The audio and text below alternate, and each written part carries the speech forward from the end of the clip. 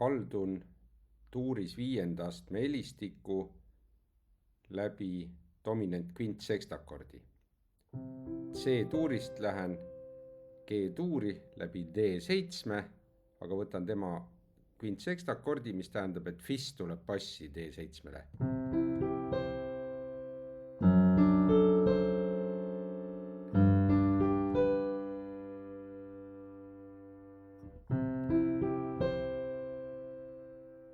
Jätan ühisheli paika, milleks on C.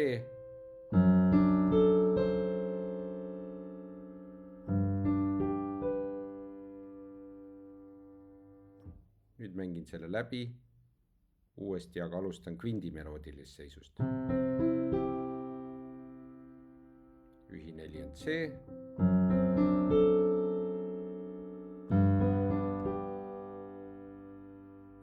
Ja mängin läbi alustades tertsimeloodilist seisust.